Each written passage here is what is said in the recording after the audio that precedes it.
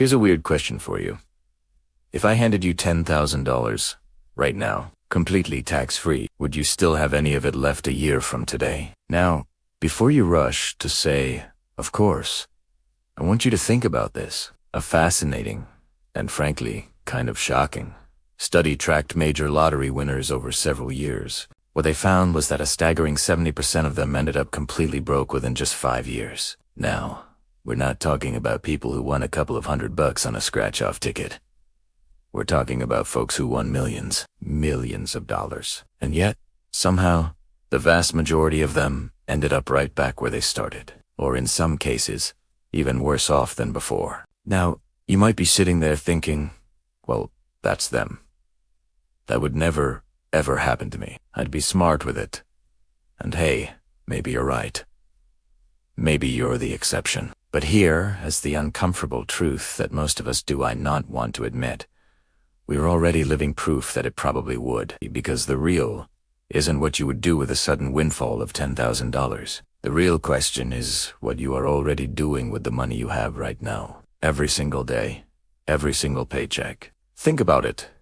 Does your salary seem to vanish into thin air? Do you get to the end of the month wondering where it all went? That feeling isn't an accident.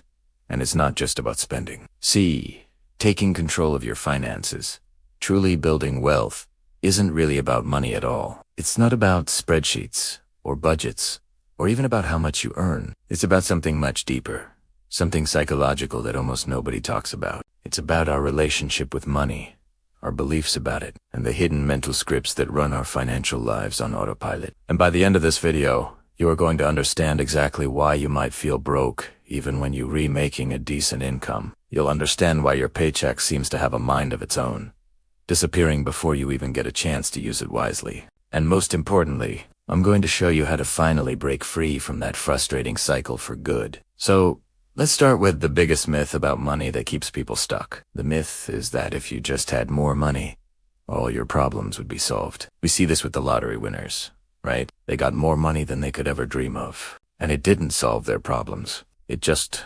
amplified their existing habits. It's like pouring water into a leaky bucket. If you don't fix the leaks first, it doesn't matter how much water you pour in. The bucket will always end up empty. Your spending habits, your financial anxieties, your lack of a plan, those are the leaks. Earning more money without fixing those leaks just means you'll spend more, worry more, and end up in the same place, just with bigger numbers.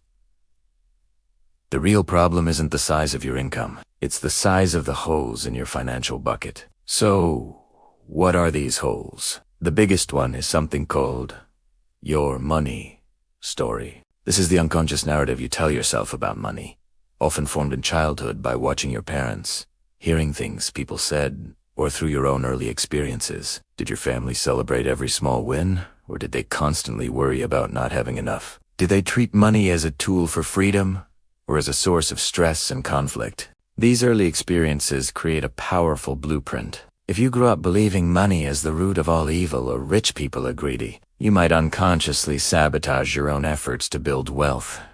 Because deep down, you don't want to become evil or greedy. Or maybe you believe you have to work incredibly hard to make money, so you never look for smarter, more efficient ways to grow your income. Your money story is running the show, whether you realize it or not. The first step to plugging this massive leak is to uncover your story. Take a piece of paper and write down your first memories about money. What did your parents teach you? What phrases did you hear over and over again? Things like, money doesn't grow on trees, or we can't afford that. Don't judge them, just write them down. Now, look at that list. How are those beliefs showing up in your life today? Are you afraid to ask for a raise because you feel you don't deserve it? Do you splurge on things you don't need the second you get paid? Because you have a deep-seated fear of scarcity and need to enjoy it before it's gone. This awareness is the flashlight that lets you see the leaks in your bucket. You can't fix a problem you don't know you have. Once you see your old, unhelpful money story, you can start to write a new one. This isn't just wishful thinking. It's about consciously choosing new beliefs and acting on them. Instead of I'm bad with money, you start telling yourself, I'm learning to be a great manager of my money. Instead of I'll never be rich, you try, I am capable of building wealth and creating financial freedom. And then you take one small action that aligns with that new belief. You don't have to overhaul your entire life overnight. Just start by setting up an automatic transfer of $20 into a savings account each week. That one small act sends a powerful message to your brain. I am a person who saves. I am in control. It's these small, consistent actions that slowly rewrite your financial identity and patch up the holes in your bucket one by one. This is how you stop the cycle of living paycheck to paycheck. It starts not in your bank account, but in your mind. What's one money belief you're ready to let go of? Let me tell you about Sarah. Now, Sarah isn't a real person, but she represents millions of us. She makes a decent living, around $55,000 a year. She's not rich, but she's definitely not poor. Yet, every single month, she finds herself in the exact same spot. It's the 25th. Payday is still a few days away, and she has $73 left in her checking account. Does that sound at all familiar? Here's the wild part. Sarah isn't irresponsible. She doesn't have a closet full of luxury handbags or a feed full of exotic vacations. She just lives. A coffee on the way to work, a quick lunch with a friend. That streaming service she totally forgot she signed up for. The insurance that ordering news without her even noticing. It's death by 1,000 tiny cuts. But what Sarah doesn't realize, and what most of us miss, is that she isn't in control of her money. Her money is controlling her. And the same invisible forces that manipulate her spending are probably manipulating yours. Think about the last thing you bought. Anything at all. Now, ask yourself this. Did you truly decide to buy it, or did you just buy it? There's a huge difference. And that difference is everything. Before we get into the solutions, we need to absolutely demolish 3 myths that are probably living rent-free in your head right now. Myth number 1. I'll start saving money when I make more money. This is the biggest lie we tell ourselves. Once I get that promotion, once I hit 6 figures, then I'll get serious about saving. But here's the brutal reality. Lifestyle inflation is a real and ruthless beast. Research shows that when people get a raise, about 80 to 90% of that extra cash gets absorbed by increased spending within the first year. A new apartment, a nicer car, better restaurants. The goalpost just keeps moving further and further away. You know who's great at saving money? People who save money, not people who make money. Myth number 2. Budgeting means restriction and misery. Oh, this one drives me crazy. People hear the word budget, and they picture sad, soggy, packed lunches and never having fun again. But that's not what a budget is. A budget is permission. It's you telling your money where to go, instead of wondering where it went. It's freedom, not a prison. Think of it this way. If you were going on a cross-country road trip, would you just start driving randomly and hope you end up somewhere cool? Of course not. You'd plan your route. Your money deserves that same level of respect. And myth number 3. I'm just bad with money.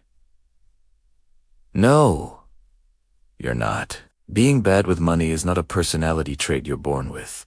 Like having brown eyes or being left. It's a skill you were never taught. And the great news is, any skill can be learned. Nobody comes out of the womb knowing how to manage their finances. Our schools don't teach it, and our parents often didn't know it themselves. We're all just fumbling around in the dark, pretending we have it all figured out. But once you understand the actual mechanics of money, once you see how it really works, everything changes. Alright, let's get practical. Because knowing you need to take control is one thing. Actually doing it is another. Step 1 sounds incredibly simple, but it's the step most people skip. You need to know your numbers, and I mean really know them. Here's a challenge for you right now, while you're watching. Without looking, can you tell me exactly how much money is in your bank account? Not an approximation. Exactly. Can you tell me how much you spent last month? How much went to food, to entertainment? If you can't answer those questions instantly, you're flying blind. And you can't control what you can't see. So here's your first mission. For the next 30 days, track every single dollar you spend. I don't care if it's 50 cents for a parking meter. Write it down, use an app, a notebook, whatever it works for you, but track it all. This isn't about judgment. It's about awareness. You are probably spending money in ways that would absolutely shock you. There's this phenomenon called the pain of paying. Basically, handing over physical cash hurts more than swiping a card. And swiping a card hurts more than tapping your phone. And tapping your phone hurts more than those sneaky autopay subscriptions. Technology has made spending painless, which means we do it without thinking. Tracking your spending brings that awareness back. It makes you conscious again. Now, here's where most personal finance advice goes completely wrong. Everyone tells you to be disciplined, to have willpower, to resist temptation. And sure, that sounds great. But willpower is a muscle, and it gets tired. If you rely on willpower alone, you will fail. I guarantee it. The secret isn't to fight your human nature. It's to design a system that works around it. This is where automation comes in, and I'm going to give you a specific, powerful system. It's called the Pay Yourself First system. Here is how it works. The moment your paycheck hits your account, before you pay a single bill, money automatically goes into 3 different places. First, your emergency fund. Second, your savings goals. And third, your investments. In that specific order, whatever is left over, that's your spending money. That's what you live on for the rest of the month. But wait, you might be thinking, I can barely cover my bills as it is. Primera, EA, But think about it. If you're broke at the end of the month, saving 0%, and you're broke at the end of the month, saving 10%. You're broke, either way. You might as well be broke with savings in the bank. Start small. Even if it's just 5% of your paycheck, even if it's just $25 a week. The amount doesn't matter at first. The habit is what matters. Because once you automate your savings, something magical happens. You adapt. Your brain accepts this new reality, and you learn to live on what's left. Did you know you have a relationship with money? A real, emotional, psychological relationship. And just like any relationship, it's shaped by your past. Think about it. Were you raised in a home where money was tight, or was it abundant? Did your parents fight about bills, or did they discuss finances openly? These early experiences, whether you realize it or not, have programmed your money beliefs. This is why some people are natural savers. They feel anxious spending money, even on things they need. On the flip side, you have natural spenders. For them, money just burns a hole in their pocket. They spend to feel better, to celebrate, to cope with stress. Neither one is inherently right or wrong, but you absolutely have to know which one you are. Because the strategies for a spender trying to save are completely different from a saver trying to enjoy life a little more. Here's a practical tip. If you're a spender, make it harder to access your savings. Really create some friction. Open a savings account at a completely different bank. One without a debit card. One that takes 3 days to transfer money out. But if you're a saver who struggles to enjoy what you've earned, try this. Create a guilt-free spending category in your budget. You are required to spend that money on something fun. Give yourself permission, because life isn't just about reaching a destination. The journey has to be enjoyable, too. Now, let me introduce you to a mental model that simplifies everything. The 3-bucket system. Bucket 1 is for today's money. This covers all your essential living expenses. Rent, food, transportation, utilities, the stuff you need to survive this month. A good rule of thumb is that this should be about 50 to 60% of your after-tax income. If it's more than that, it's a red flag. Either your income is too low, or your expenses are too high. Something has to change. Bucket 2 is for tomorrow's money. This is your emergency fund and your short-term savings. This is the money that protects you when life does what it does best, happens. And trust me, it always happens. Your car breaks down. You need an unexpected medical procedure. Your company announces layoffs. The goal here is to have 3 to 6 months of living expenses saved up. I know, that sounds like a lot, and it is. But imagine the peace of mind. Imagine not panicking every time something goes wrong. That's what this bucket buys you. Freedom from fear. And finally, bucket 3 is for future money. This is your retirement, your investments, your long-term wealth building. This is the money that will work for you, so that one day, you don't have to work for money. Let me give you a number that should get your attention. If you retire at 65 and live to be 85, that's 20 years of life you need to fund without a paycheck. 20 years and Social Security. Good luck relying solely on that. But here's the beautiful part. Thanks to the magic of compound interest, time is your single greatest advantage. $1 invested at age 25 is worth so much more than $5 invested at 55. Time multiplies money in ways that feel almost like magic. Even if you can only put away $100 a month right now, just do it. Start. Because I promise you, 20 years from now, you'll wish you had started 20 years ago. Now, let's talk about the real enemy, the silent killer of wealth. Lifestyle creep. This is why people making $200,000 a year can feel just as broke as people making $40,000.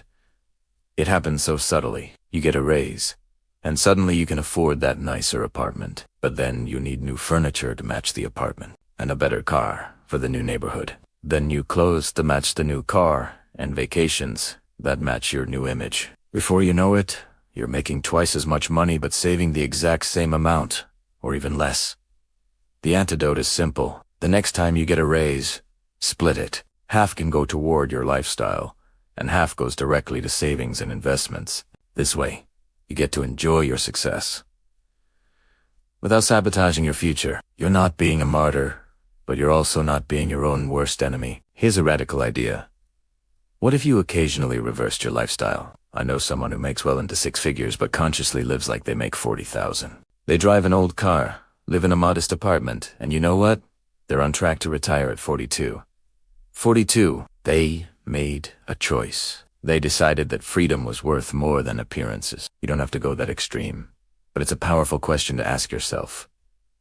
What do you really value? Is it impressing people you don't even like? Or is it security, options, and true freedom? All right. Let's circle back to where we started this journey. If I handed you $10,000 right now, would you still have it a year from today? I really hope you see now that this question was never about the money itself. It's about your system. It's about your habits. It's about whether you're the one in the driver's seat of your financial life, or if your money is taking you for a ride. Taking control of your finances isn't some big, dramatic, lottery-winning moment. It's 1,000 tiny decisions you make every single day. It's the small act of checking your account balance before you tap your card. It's setting up that automatic transfer to your savings account, even if it's just a little bit. It's learning to say no to the things that don't truly matter, so you have the power to say a big, resounding yes to the things that actually do. It's about knowing your numbers, building those financial buckets we talked about, and protecting the future version of you. Now, let me be real with you for a second. This stuff isn't easy. If it were, everyone would be financially free. There will be setbacks. Life will throw you curves. You'll have months where your budget goes completely off the rails, or an emergency pops up and drains your savings. That's just part of the game. That's life. Don't let it discourage you, because every single time you make a conscious choice with your money, every time you prioritize your future self over your impulsive present self, every single time you stand firm and say, I am in control here, you're building something incredible. You're not just building a bank account. You're building security. You're building options. You're building genuine freedom. And let me tell you, that kind of freedom is worth more than any shiny object you could ever buy. So, here's my challenge to you. Don't get overwhelmed. Just pick one thing from this video. That's it. Just one. Maybe your one thing is to track every single penny you spend for the next 30 days. Maybe it's to automate 10% of your paycheck into a high-yield savings account. Or maybe it's having that tough, honest conversation with yourself about what you truly want your life to look like. Whatever it is, pick that one thing. And start today. Not tomorrow. Not when I get my next paycheck.